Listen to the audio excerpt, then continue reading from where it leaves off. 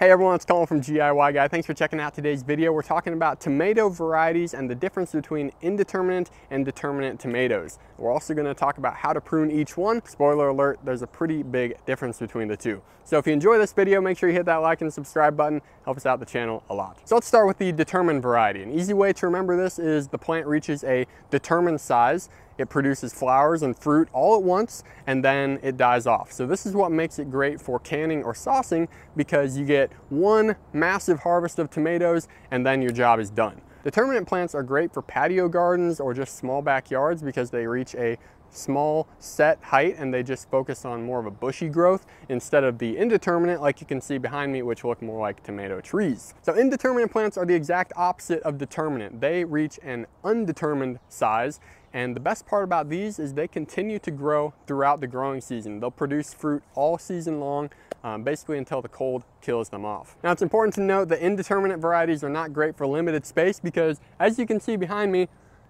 it's probably close to 8 feet tall already at its peak. So you're gonna want some kind of stake or string trellis or even some kind of fence row, just something that you can fasten these plants to as they grow. Otherwise they're gonna get tall and they're gonna fall over.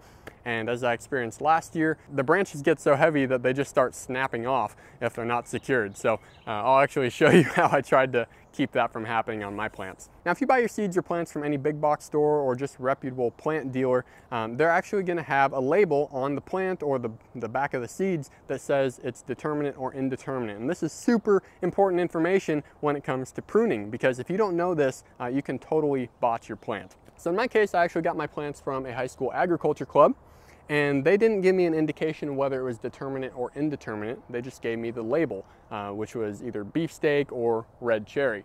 And this one was labeled beefsteak, so I Googled beefsteak, indeterminate or determinate. And Google tells me it's indeterminate. Now, indeterminate means that I can prune it and it'll continue to grow taller, right?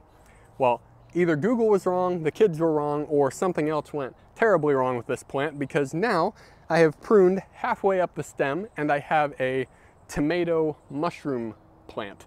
No matter how much I pruned down below, I was not able to force any significant vertical growth. So this has to be, at least for the sake of this video, I'm assuming this was a determinate plant. So how should I have pruned a determinate tomato plant? There's really minimal pruning that happens with determinate varieties because they get to a set height and they just kind of bush out. Really the only two types of pruning that you'll do are bottom pruning and thinning. So bottom pruning is where you prune off about the bottom 6 inches worth of leaves, and this just really prevents dirt splashing up on those bottom leaves and causing disease on your plant. Now the only other reason to prune a determinate plant is if you're thinning out some of the leaves. So if you've got leaves laying on top of each other, you might get some disease in there if you're in a more humid environment. Also, if you've got leaves that are shading a tomato fruit, you might want to cut those off just to allow more sunlight penetration that helps ripen the fruit, and you get sweeter fruit. But when it comes to determinate plants, think about it like this. Since they grow to a determined size, anything that you prune off after a certain point is not going to grow back. Exhibit A. Think about it like every flower you cut off, every stem you cut off, those are tomatoes that you are not going to harvest. Now with indeterminate plants, you're gonna prune two things. You're gonna prune sucker shoots and leaf stems. So sucker shoots are basically a side shoot that comes off the main stem and sucks energy from that main stem. And so you can see here, I've actually got the main stem that's tied to the stake I've got in the ground. And then we've got a sucker shoot here, which is now a really mature sucker shoot. So it almost looks like a second main stem. But nonetheless, it is a sucker shoot that I could prune off right now if I wanted to, but it's got a lot of tomatoes growing on it, so I'll just leave it. And the other thing you'll prune is called a leaf stem. It's leaf only growth and doesn't have any fruit or any side shoot or anything. It's just foliage. And so I could actually prune this off. All it's doing is performing photosynthesis. I could prune this off and direct more energy into the rest of the plant. So for the sake of illustration, I actually want to do a live pruning of this indeterminate tomato plant. And so the first thing we're going to do is find some of the leaf stems that we don't need anymore. So this is a good candidate right here. It's kind of crowded.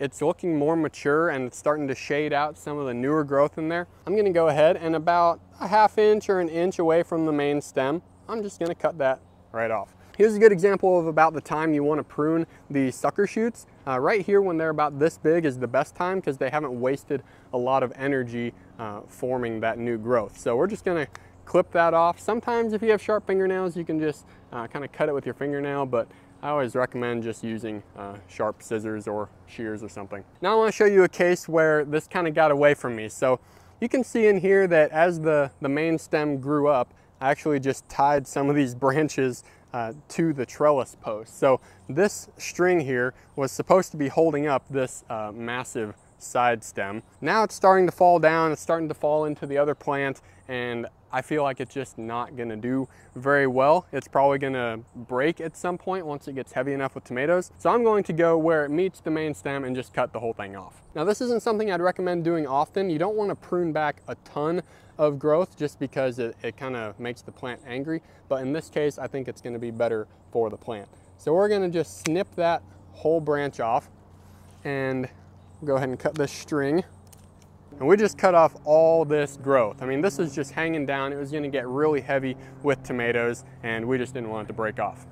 So now I've got a much cleaner looking tomato, and there's actually another side stem down here that I'm gonna cut off because I don't want it shading other parts of my garden. So just to show you how well this actually works, I wanna zoom in on these massive tomatoes. So normally in the store, you probably see cherry tomatoes about this big, maybe the size of my thumb. But what you do not see in the store are cherry tomatoes probably almost the size of golf balls. They'll probably be the size of golf balls about the time they ripen. So this has actually been there. This is one of the first, I'll call it a rack of tomatoes that even started growing on this plant. But just look at the weight of these. I mean, that's just so much water weight. I'm kind of amazed that these stems can even hold it. We've got another bunch here. They're kind of like grapes. But I believe these are only this big because of how we prune this plant. If we didn't prune it at all, I think we'd just have a lot of tomatoes like this size as opposed to golf ball size. Now to wrap up this video, I've got 3 tips for you. Number 1, it's best if you prune your plants in the morning. The humidity level is lower in the morning than it is in the afternoon. So it'll just decrease your risk of infection on the cut portions of your plants. Number 2, always use clean, sharp scissors or shears. Don't use your fingers. It'll save you like 5 seconds, but you might lose your whole plant. It's just not worth it. And number 3, don't be afraid to trim a few leaves. If you've got some tomatoes that are ripening, but they're shaded by leaves, just trim that leaf off. That way you get better sunlight penetration that helps it ripen and become more flavorful as it grows. So with that, I hope you enjoyed this video. If you did, hit that like and subscribe button. Keep growing yourself, and I'll catch you in the next one.